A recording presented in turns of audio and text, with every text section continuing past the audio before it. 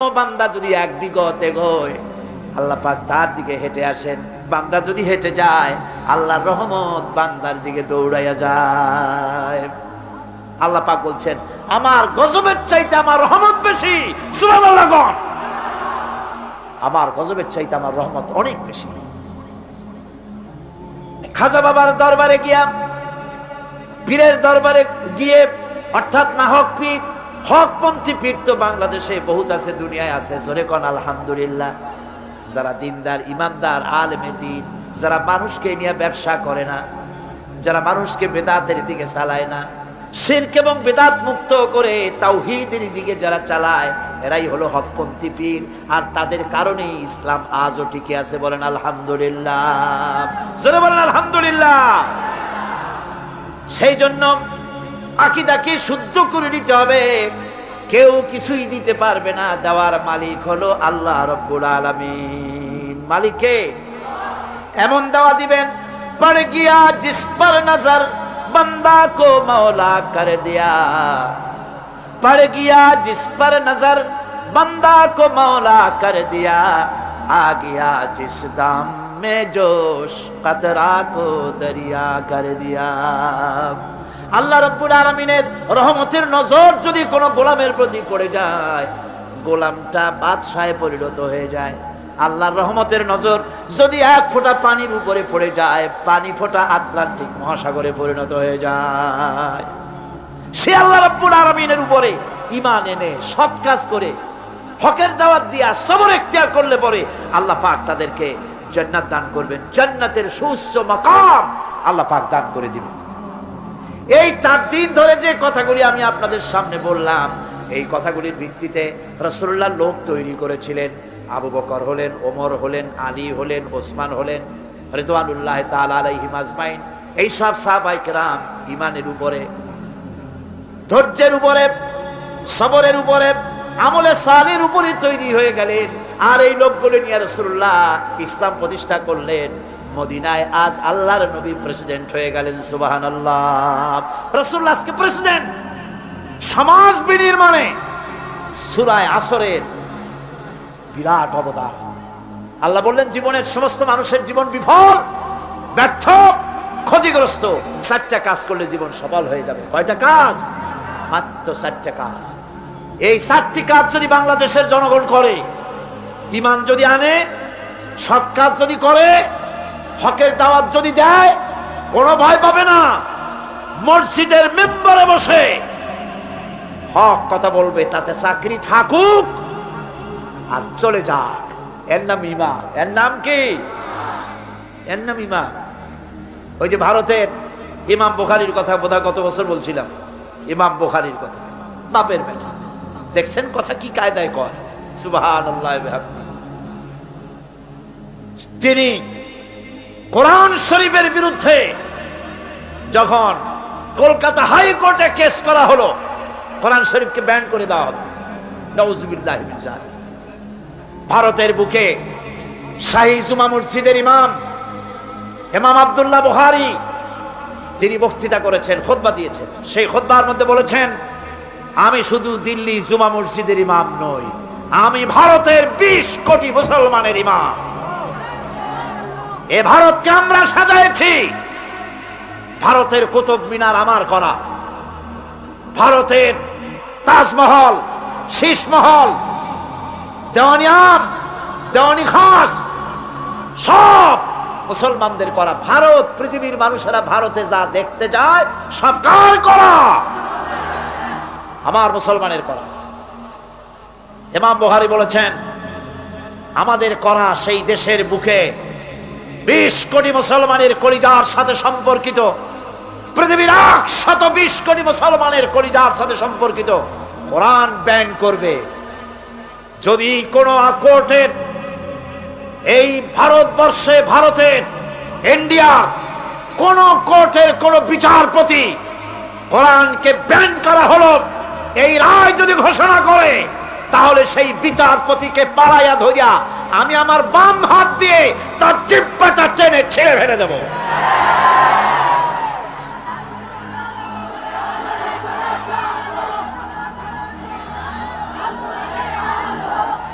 সুতরাং আজ ওলামাদের সবচাইতে বড় দায়িত্ব কার? ওলামা খোতাবা, তারা হচ্ছেন ওমানাউদ্দিন, দ্বীনের আমানত আলেমদের কাছে। কার কাছে? ওলামাদের কাছে দ্বীনের দায়িত্ব। মাহফিলের ভেতরে, মসজিদের মেম্বরে দাঁড়িয়ে হক কথা বলতে হবে, নাহকের বিরুদ্ধে কথা বলতে হবে। চাকরি থাক আর চাক, কোনো পরোয়া করি না। রুজির মালিক আল্লাহ। রুজির মালিক কে? জোরে চিল্লায় কোন কে? আল্লাহ রাব্বুল আলামিন বলেছেন, ওয়া মা মিন দাব্বাতিন ফিল আরদি ইল্লা আলাল্লাহি রিজকুহা। এই পৃথিবীর বুকে এমন কোন বিচরণশীল জীব নাই যে জীবের রিজকের দায়িত্ব আমি আল্লাহ আমার নিজ হাতে গ্রহণ করি নাই। বেটা রিজিকের মালিক আমি, তুমি সুসু করো কেন? তোমারও তো ভয় কেন? হক কথা বলতে হবে। হক কথা যদি সাহাবায়ে কিরাম না বলতেন তাহলে মক্কা ইসলাম শেষ হয়ে যেত, মদিনা পর্যন্ত আসতে পারতো না। ঠিক কি না? আমাদের শানদার মাঝি ওলামায়ে কিরামদের রয়েছে শানদার মাঝি, অর্থাৎ উজ্জ্বল অতীত।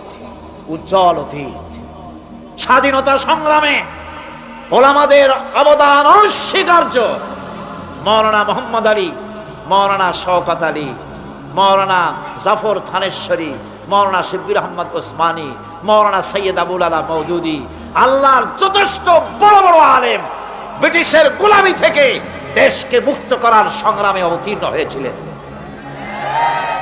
মাওলানা জাফর থানেশ্বরীকে ব্রিটিশ গভর্নমেন্ট গ্রেফতার করেছে, তাকে জেলে রেখেছে। বিচার হলো, বিচারে তাকে আন্দামান দ্বীপে দ্বীপান্তরিত করা হবে। তাকে লোহার জিনজির পরানো হয়েছে। উপমহাদেশের ওলামাদের মধ্যে শীর্ষস্থানীয় আলেম মাওলানা জাফর থানেশ্বরী, গলায় শিকল পরানো, কোমরে শিকল পরানো, পায়ে শিকল পরানো, হাতে শিকল পরানো। এই অবস্থায় ব্রিটিশ পুলিশেরা তাকে টানতে টানতে নিয়ে যাচ্ছে জাহাজের দিকে আন্দামান। হাজার হাজার মানুষ বোবার মতো তাকায় আছে, অস্ত্রের সামনে কথা বলার সাহস কারো নাই। সকলের চোখ থেকে পানি ঝরছে। যাকে এত শ্রদ্ধা করতাম, যার বক্তৃতা শুনতে হাজার হাজার মানুষের ঢল নামতো, তারা আজকে বাঁধে নিয়ে যাচ্ছে। তিনি এদিক ওদিক তাকাচ্ছেন আর হাসি মুখে এগিয়ে যাচ্ছেন। হঠাৎ করে নজর পড়লো যারা দাঁড়িয়ে আছে তাদের মধ্যে দুই তিনটা ছোট্ট বাচ্চা নিয়ে বোরখা পরা একটা মেয়ে লোক দাঁড়ানো। তিনি বাচ্চাদেরকে দেখে বুঝতে পারলেন বোরখা পরা মেয়ে লোকটি তার স্ত্রী। পুলিশকে বললেন, আমাকে এখানে একটু দাঁড়াতে দাও। পুলিশ দাঁড়িয়ে গেল। স্ত্রী বললেন, প্রাণের স্বামী, তুমি আমাকে কি বলে যাচ্ছ? মাওলানা জাফর থানেশ্বরী বলছেন, প্রাণের স্ত্রী, তোমাকে নতুন কোনো কথা আমি বলবো না, পুরান কথাটা স্মরণ করিয়ে দেই। হযরতে ইব্রাহিম আলাইহিস সালাম তার বিবি হাজেরা আর তার বাচ্চা ইসমাইলকে মরুভূমির ভিতরে, বাড়ি নাই, ঘর নাই, পানি নাই, খাবার নাই, ওই মরুভূমির ভিতরে যে আল্লাহর কাছে ছেড়ে গিয়েছিলেন, আমি তোমাকে আর বাচ্চাগুলিকে সেই আল্লাহর কাছে ছেড়ে গেলাম। ব্রিটিশ সরকারের পতন হলো, জিল্লাতির সাথে বিদায় হলো, ওলামাদের রক্তের উপরে স্বাধীনতা কায়েম হলো। আজ ইতিহাস থেকে আলেমদেরকে, পীরদেরকে মুছে ফেলার ষড়যন্ত্র চলছে। এদেশে ইসলাম এনেছে আল্লাহর ওলিরা, আল্লাহর পীর বুজুর্গ, আল্লাহর ওলিরা, তারা এই দেশে ওলামায়ে কেরাম ইসলাম এদেশে এনেছেন। তাদের কারণেই এই দেশে লক্ষ লক্ষ মসজিদ হয়েছে, মাদ্রাসা হয়েছে। ওলামায়ে কেরামদের সঙ্গে বেয়াদবি করে কোন সরকার টিকতে পারে নাই, ভবিষ্যতেও ওলামাদের আজ এক হওয়ার সময় এসেছে। ওয়াতাসিমু বিহাবলিল্লাহি জামিআন ওয়া লা তাফাররাকু, ঐক্যবদ্ধ হয়ে আমার রশিকে মজবুত ভাবে ধারণ করো। আমার রশি হলো কি? জোরে কোন কি? এই রশি, এটাকে আল্লাহ রশি বললেন। হাবলুল্লাহ, এটা আল্লাহ রশি। এই রশি আল্লাহ ছাড়িয়ে দিলেন কোথায়? দুনিয়ায়। আমরা ছিলাম কোথায়? তাও মনে নেই। আমরা ছিলাম জান্নাতে। আমাদের বাপ মা কোথায় ছিলেন? জান্নাতে ছিলেন। জান্নাত থেকে পড়লাম কোথায়? দুনিয়া নামক কুয়ার মধ্যে। কুয়া থেকে কুয়ায় পতিত মানুষ উঠাবার জন্য সবচাইতে সুন্দর জিনিস কি? বাঁশ না লাঠি? রশি। রশি হলো সবচাইতে উপকার। এখন এই রশি ধরে আপনি মানুষ উঠাবেন, সেজন্য সেই রশির আবার দুইটা শর্ত থাকতে হবে। রশির শর্ত কয়টা হবে? দুইটা। একটা শর্ত হলো রশিটা যেন পচা পাটের দড়ি না হয়, তাহলে নিচে যারা পড়ছে এরা যদি রশি ধরে আর উপর দিয়ে যদি টান দেয়, রশি সিরিয়াস যাও বাঁচতো তাও শেষ। রশিটা হইতে হবে মজবুত। রশিটা কি হইতে হবে? দুই নম্বরে রশি যিনি ধরবেন কুয়ার উপর থেকে তার হাতটা মজবুত হতে হবে, যেন কুয়ায় পতিত লোকেরা রশি ধরিয়া ঝুলা পড়লে ওনার হাত দিয়া ফসকিয়া মানুষগুলো চিতই পড়ে দাঁতগুলো না ভাঙে। সেই জন্য হাতটা কি হতে হবে? এবার আপনারা বলেন, হাবলুল্লাহ না রশি কি কোনো পচা পাটের দড়ি নাকি? আল্লাহর হাত কি কোনো শিথিল হাত নাকি? আল্লাহ বলছেন, ওই দুনিয়ার মানুষেরা জান্নাতি তোমরা ছিলা, দুনিয়ায় আমি পাঠাইছি উঠায় আনার জন্য রশি নাজিল করে দিলাম। রশি হলো কোরআন। ওয়াতাসিমু বিহাবলিল্লাহি জামিয়া। আস্তাতা বলা হয় নাই যেখানটা খুশি সেখানটা ধরো, এরকম না, সবাই মিলে এক জায়গা দিয়া ধরো। রশির অপর প্রান্ত ধরে টেনে আমি আল্লাহ তোমাদেরকে আবার হারানো জান্নাতে পৌঁছাইয়া দেব। হারানো জান্নাতে আমরা কি আবার ফিরে যেতে চাই? কারা কারা চাই? আলহামদুলিল্লাহ, জোরে কোন আলহামদুলিল্লাহ।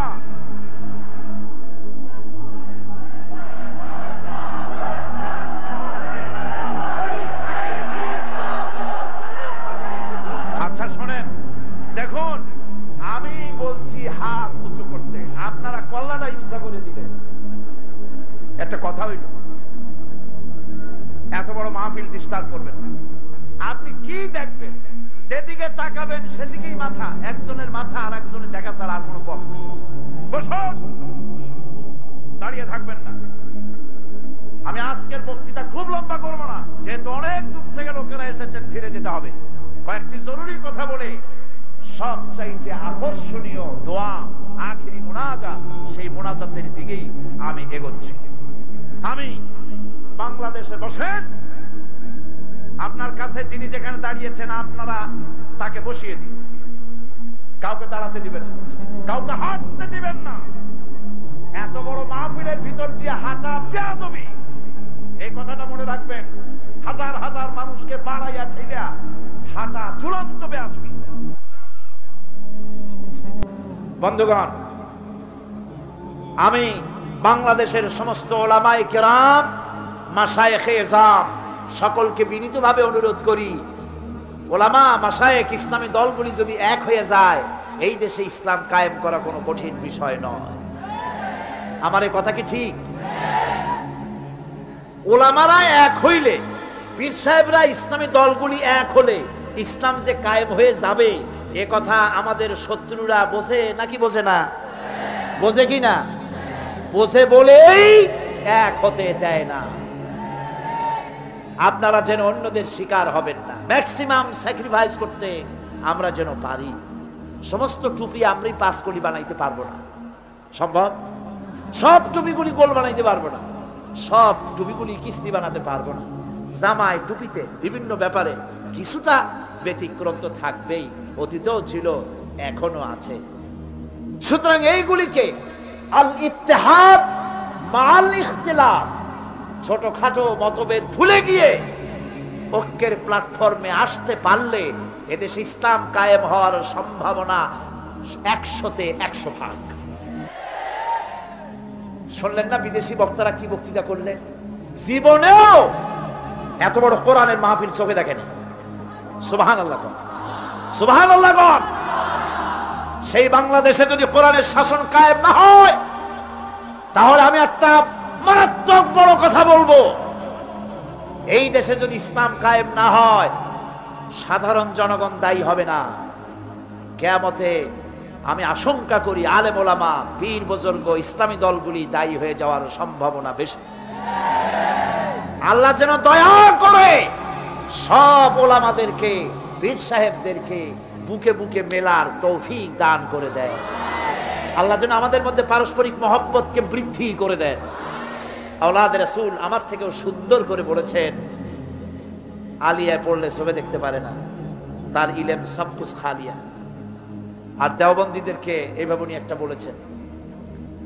তো এইভাবে করে একদল আর এক দলকে দেখতে পারবো না, এক পীর আর এক পীরকে সহ্য করতে পারবো না। এটাই আমাদের পতনের কারণ। আল্লাহ যেন আমাদের সকলকে এক প্ল্যাটফর্মে বসার, একজন আর একজনকে চুমা খাওয়ার, বুকের সাথে লাগাবার তৌফিক আল্লাহ যেন দিয়ে দেন। সকলে কোন আমিন। বন্ধুগণ, ওলামাদের ব্যাপারে আমি খুব আশাবাদী। আমি এখন অত্যন্ত আশাবাদী বাংলাদেশে ইসলাম কায়েম হবে ইনশাআল্লাহ, ইনশাআল্লাহ। কারণ আমরা, আমাদেরকে দাবায় রাখতে পারবে না কেউ। বিশ্বকবি, কবি সম্রাট আল্লামা ইকবাল রহমাতুল্লাহ আলাইহি বলেছেন, বাতিল সে দবনে ওয়ালে আয়াসমা নেহি হাম, बातिल से दबने वाले आसमा नहीं हम, सो बर कर चुका है तू इम्तिहान हमारा। বাতিলের সামনে মাথা নত করার জাতি আমরা নই। আকাশ বারবার পরীক্ষা করেছে, আমরা বাতিলের সামনে মাথা নত করব না। আমরা ভেঙ্গে যাব, মাথা নিচু করব না। আমাদের জেল হতে পারে, আমাদের ফাঁসি হতে পারে, কিন্তু তারপরেও কোরআনের রাজ বাংলাদেশে কায়েম হবে ইনশাআল্লাহ।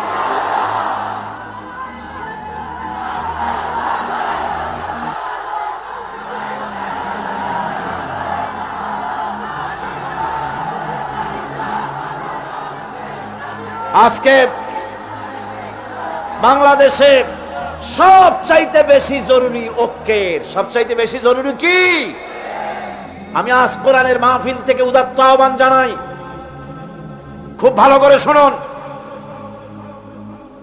চট্টগ্রামের ঐতিহ্যবাহী ঐতিহাসিক তাফসীরুল কোরআনের মাহফিল থেকে উদাত্তভাবে আহ্বান জানাতে চাই, বাংলাদেশের সমস্ত ইসলামী দল, সমস্ত মাকতবে খেয়ালের আলেম ওলামা, পীর বুজুর্গ আর ইসলামী মূল্যবোধ ও বাংলাদেশী জাতীয়তাবাদে বিশ্বাসী সমস্ত শক্তি ঐক্যবদ্ধ হয়ে ভারতের আধিপত্যকে ঠেকাও, দেশের অখণ্ডতাকে বাঁচাও, দেশের সার্বভৌমত্বকে টিকায় রাখো।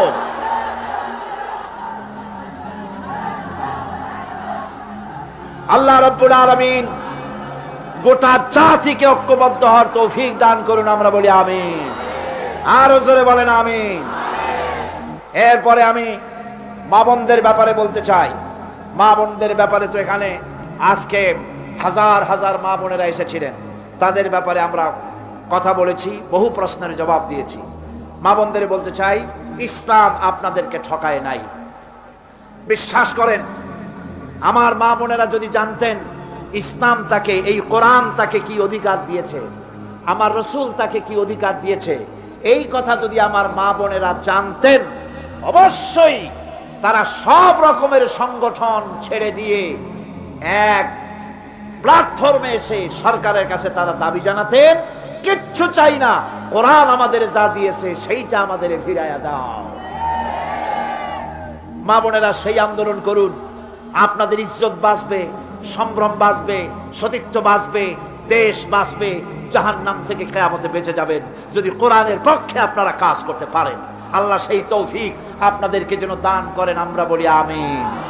জোরে মা বোনেরা, পর্দা আজকে দেশ থেকে উধাও হয়ে যাচ্ছে। পর্দার কনসেপ্ট যেটা আছে সেটা চলে যাচ্ছে। নারীরা বেপর্দা হচ্ছে, জেনা ব্যভিচার বাড়তেছে, ধর্ষণ বাড়তেছে, হারামি বাড়তেছে। মা বোনদের বলবো, ইসলাম যে ধরনের পর্দা করতে বলেছে সেই পর্দা আপনারা সেভাবে করুন। সে ব্যাপারে বহুত বই আছে, বইগুলি খরিদ করে পর্দার নিয়ম কানুন জেনে সেভাবে আপনারা চলেন। আপনার চাকরি বাকরি, অফিস, আদালত, তিজারত সবটাই করতে পারবেন পর্দার ভেতরে থেকে। আল্লাহ যেন সে তৌফিক আপনাদেরকে দেন। যুব সম্প্রদায়ের ব্যাপারে বলতে চাই, আজকের মাহফিলে যুবকদের সংখ্যা কম না বেশি? বেশি মানে কি? জনমের মতো বেশি। আলহামদুলিল্লাহ করেন, আলহামদুলিল্লাহ। একটি জিনিস সম্পর্কে আমি আপনাদেরকে বলবো, সেটা হলো আমার দেশের সবচাইতে নারী নির্যাতনের বড় হাতিয়ার হলো যৌতুক। অবশ্য চট্টগ্রামে যৌতুক নাই, আছে এখানে? কি সর্বনাশ! মনে করছিলাম যে অন্তত চট্টগ্রামটা যৌতুকের হাত থেকে মুক্ত আছে বোধহয়। এখানে বেশি যৌতুক প্রথা, এটি হারাম। বিবাহে মহারানা দিতে হয়। মহারানা দেওয়া কি সুন্নত না নফল? মাশাআল্লাহ, আপনারা তো জানাই আছে মহারানা দেওয়া ফরজ।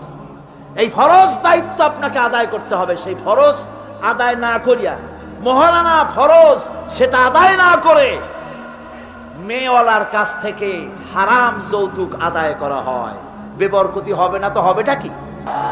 বিবাহের সময় শ্বশুর যদি কিছু দেয়, সুন্নত, দেওয়া সুন্নত, নেওয়া সুন্নত, কিন্তু জোর করে আদায় করে নেওয়া হারাম। আপনার ছেলে যখন বিবাহ দিবেন, কোরআনের মাহফিলে ওয়াদা করতে পারবেন যে অন্তত আমার ছেলে বিয়ে দেওয়ার সময় শুকরের মাংসের মতো হারাম যৌতুক আদায় করব না।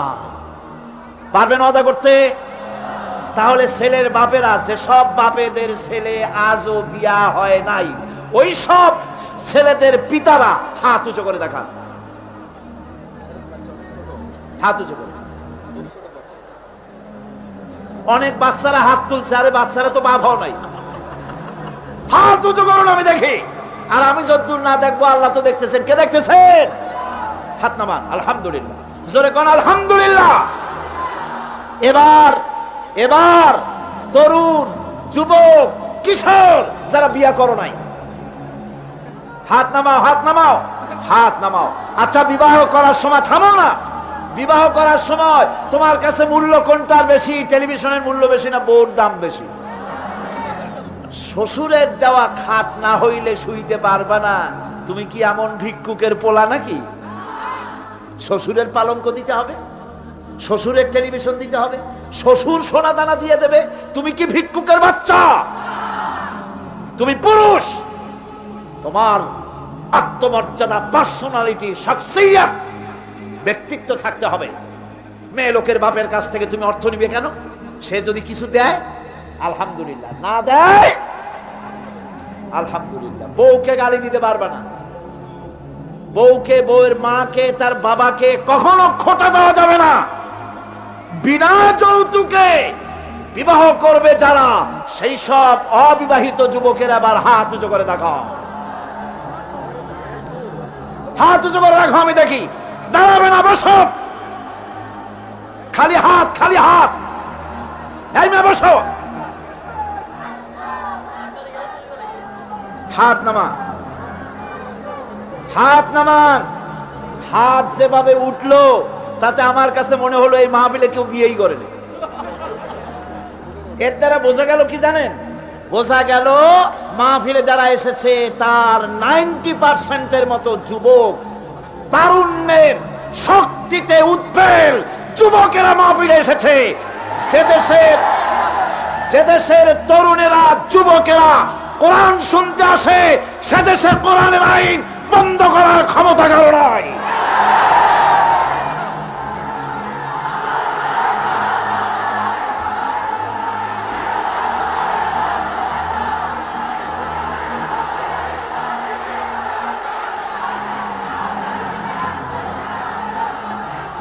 আমার বন্ধুগণ,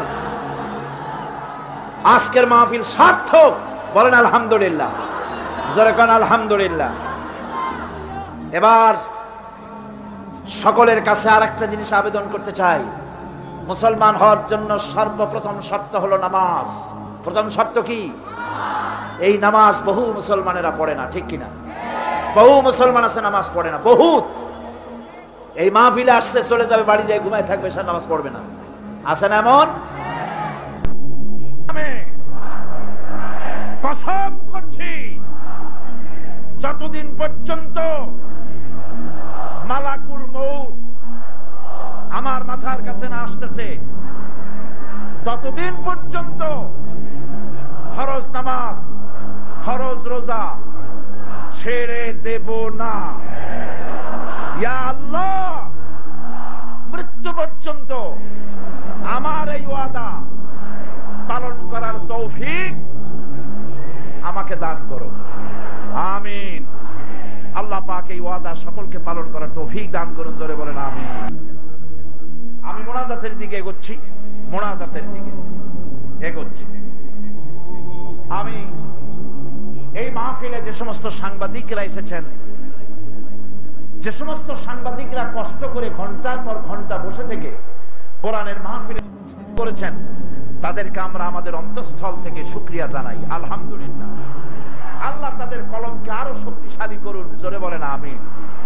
কিন্তু আমি অত্যন্ত দুঃখের সাথে বলবো, এমন এমন পত্রিকাও আছে 4 জন লোকের মিটিং হলে তাদের পত্রিকায় যায়, আর বাংলাদেশের সবচাইতে শ্রেষ্ঠ, সবচাইতে বড় তাফসীরুল কোরআন মাহফিলের খবর দিতে পারলো না যারা, তাদের জন্য দুঃখ প্রকাশ করা ছাড়া আর কিছু আমাদের কাছে নাই। কোরআনের সাথে কতটা বিদ্বেষ থাকলে, কোরআনের প্রতি কতটা ঘৃণা, বিদ্বেষ, শত্রুতা থাকতে পারে, তার পত্রিকায় কোরআনের জায়গা হয় না। কিয়ামতে ওরা কি জবাব দেবে, সেজন্য তারা প্রস্তুতি গ্রহণ করুন।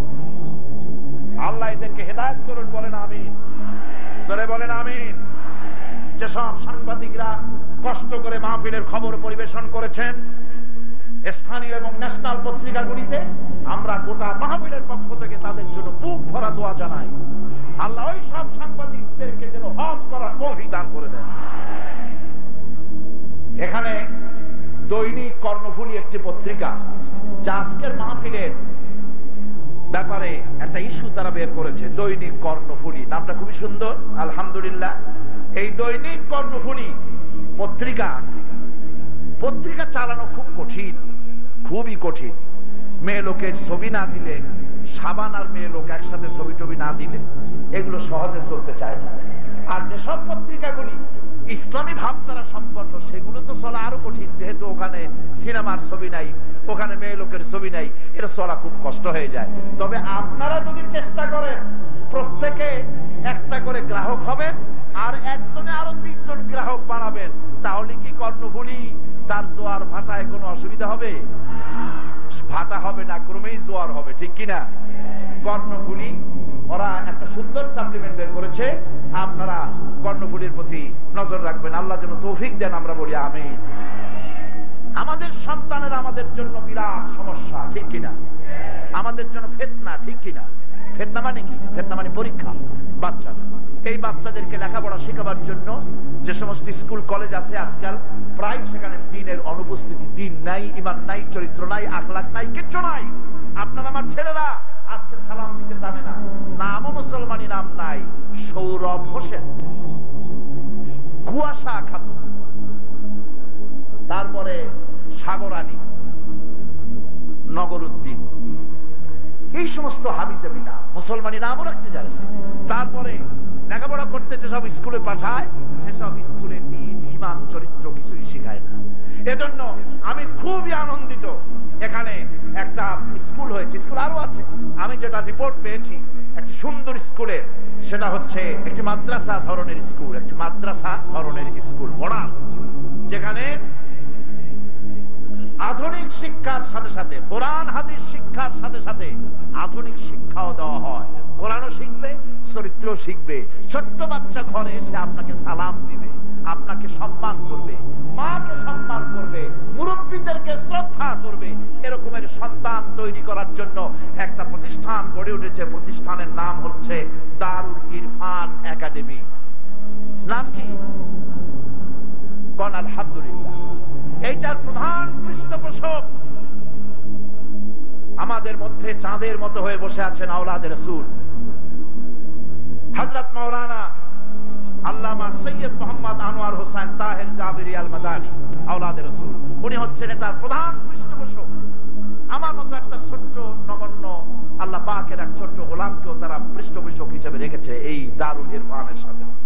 আমি আপনাদেরকে অনুরোধ করব, এটার সাথে সহযোগিতা করুন, এটাকে মহব্বত করুন, খোঁজ খবর নিন, সন্তানকে ইসলামী চরিত্রে বানাবার জন্য এখানে আপনারা তাদেরকে পাঠান। মেয়েগুলি নিয়েও বিপদ মুসলমানদের। মেয়েগুলি যখন পাঠিয়ে দেন কলেজ ইউনিভার্সিটিতে, চরিত্র শেখে না, দিন শেখে না, ইমান শেখে না, পর্দা ধরতে জানে না। এই মেয়েদের জন্য ইসলামী ছাত্রী সংস্থা আছে। ইসলামী ছাত্রী সংস্থার সাথে আপনার মেয়ে যদি যাতায়াত করে, ওঠা বসা করে, আপনার চক্ষু ঠান্ডা হয়ে যাবে তার নামাজ থেকে, পর্দা থেকে। আলহামদুলিল্লাহ, আল্লাহ পাক এই তৌফিক যেন সকলকে দান করেন, আমরা বলি আমিন। আরেকটি আয়াত তেলাওয়াত করে আমি আজকের মতো বক্তব্য শেষ করে মোনাজাতের দিকে চলে যাব।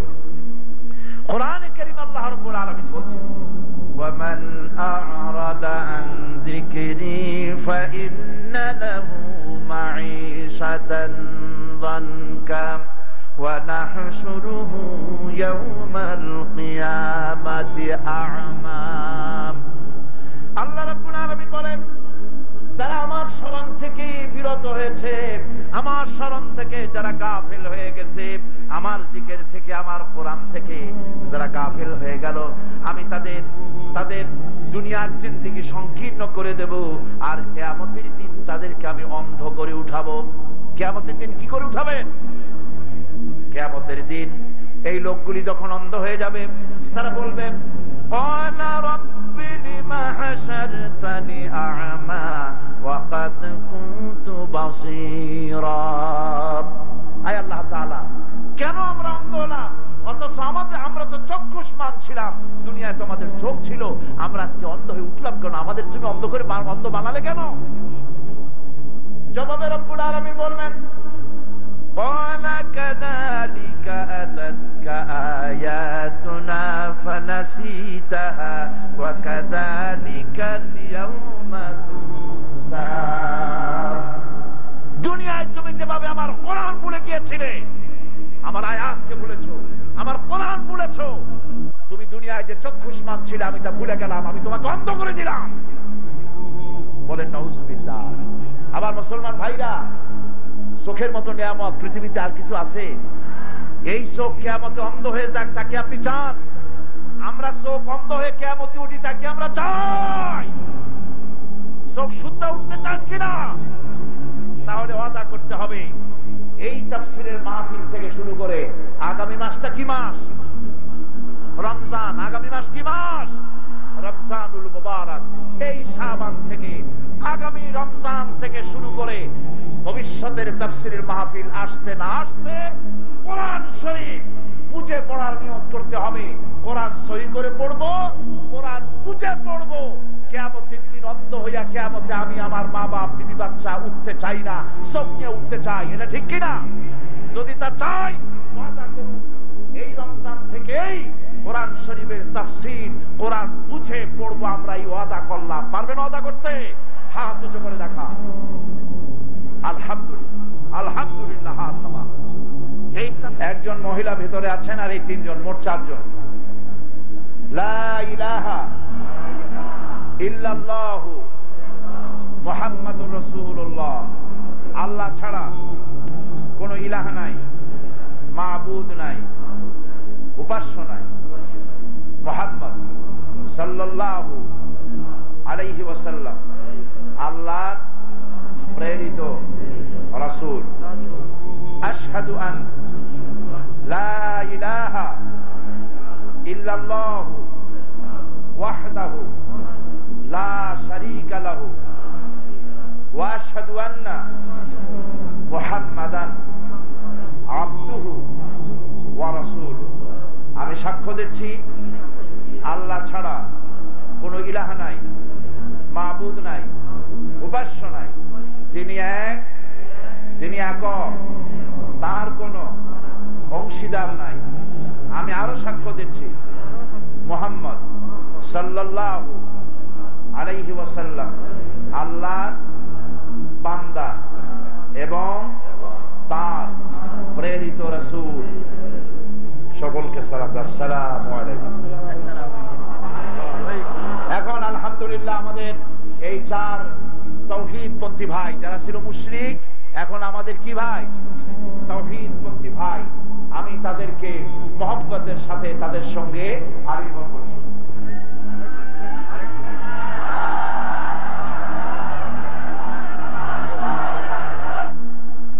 এখন মুনাজাতের জন্য সবাই নামাজের কায়দায় বসুন, নামাজের কায়দায় বসুন। আমরা এখন আমাদের মনিবের কাছে হাত তুলব, আমাদের আল্লাহ পাকের কাছে, আমাদের রবের কাছে, আমাদের মনিবের কাছে আমরা হাত তুলব মনটাকে নরম করে। এই মুনাজাত কবুল হয় বলে মানুষের বিশ্বাস, আমারও বিশ্বাস। যেহেতু এতগুলি বান্দাকে আল্লাহ, যার নাম রহমান, যার নাম রহিম, তিনি কি খালি হাতে ফেরত দিতে পারেন? পারেন না। তার রহমত তিনি আমাদেরকে ক্ষমা করবেন। এই নিয়ত করে, প্রাণ ভরে এই নিয়ত করে আমরা হাত উঠাই। আল্লাহুম্মা আমিন। ربنا ظلمنا أنفسنا وإن لم تغفر لنا وترحمنا لنكونن من الخاسرين। সবাই পড়েন ربنا ظلمنا أنفسنا وإن لم تغفر لنا وترحمنا لنكونن من الخاسرين ربنا ظلمنا أنفسنا وإن لم تغفر لنا وترحمنا لنكونن من الخاسرين। রব্বুল আলামিন 5 দিন ধরে কোরআনে কারীমের তাফসীর করতে গিয়া আমি মানুষ, আয় আল্লাহ বলার মধ্যে যদি কোনো ভুল করে থাকি, আয় আল্লাহ বলার মধ্যে যদি কোনো ভুল করে থাকি, মাবুদ আমাদের ভুলগুলিকে মাফ করে দাও। এই মাহফিলে যত তেলাওয়াত হয়েছে, জিকির হয়েছে, তোমার নামের জিকির হয়েছে, তোমার হাবিবের আলোচনা হয়েছে, আয় আল্লাহ সমস্ত সবগুলি একত্রিত করে আমাদের প্রিয় নবী, বিশ্ব নবী মুহাম্মদুর রাসূলুল্লাহ সাল্লাল্লাহু আলাইহি ওয়াসাল্লামের রূহ মুবারকে পৌঁছায় দাও। রব্বুল আলামিন রাসূলুল্লাহর যত সাহাবী, তাবিন, তাবে তাবিন, সিদ্দিকিন, শুহাদা, আম্বিয়া আলাইহিস সালাম, আল্লাহ তাদের সকলের আরওয়ার পরে সওয়াব পৌঁছায় দাও। আয় আল্লাহ তাআলা तमाम পৃথিবীর মাটির নিচে যত মুমিন মুমিনাত শুয়ে আছে এতিমের মতো মাটির নিচে, আয় আল্লাহ সমস্ত বান্দা বান্দীগুলি তুমি দয়া করে maaf করে দাও।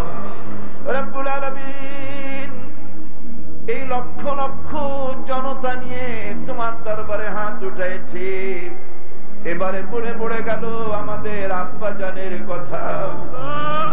আমরা যারা আমাদের আব্বাকে হারাইছি, মাবুদ আমাদের আব্বার কবরগুলিকে জান্নাতের টুকরা বানায়া দাও।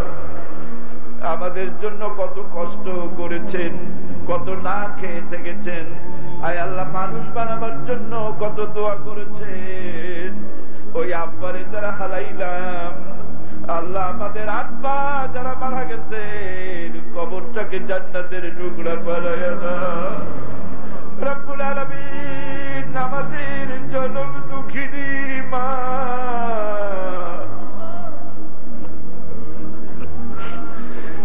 একটা অক্ষর মা, আরে এই মা যাদের বিদায় হয়ে গেছে, আল্লাহ দুনিয়ায় বউ মরে গেলে আবার বউ পাওয়া যায়, বাচ্চা মারা গেলে আবার বাচ্চা পাওয়া যায়, মা চলে গেলে তামাম পৃথিবী বিক্রি করলে মা তো আর পাওয়া যায় না। আয় আল্লাহ আমাদের মধ্য থেকে মা যাদের দুনিয়া থেকে বিদায় হয়ে গেল, আল্লাহ মায়ের কবর থেকে বেহেশত বানায় দাও। রব্বুল আলামিন নিজে না খেয়ে আমাদের খাওয়াইছে, মায়ের কোলটাকে পেশাব পায়খানা করে ভিজাই দিছি শীতের দিনে, কত কষ্ট দিয়েছি মা। কি মা বিরক্ত হয় নাই? পেশাব পায়খানা নিজ হাতে সাফ করে বাচ্চারে কোলে নিয়ে চুমা দিয়েছে। আল্লাহ আমাদের মা বাপ যাদের বেঁচে আছে সুস্থ রাখো, ভালো রাখো, ইমানের সাথে রাখো, সম্মানের সাথে রাখো। আর যখন আমাদের বেঁচে যাদের মা বাপ বেঁচে আছে বিদায়ের সময় ইমানের কালেমা মুখে তাদের চালু করে দিও। রব্বুল আলামিন তোমার মহান আরশে আজিম থেকে রহমতের নজরে এই প্যারেড ময়দানের দিকে তাকাও। আয় আল্লাহ তাআলা সারা জীবন গুনাহ করেছি, জেনেও করেছি না জেনেও করেছি, বুঝেও করেছি না বুঝেও করেছি।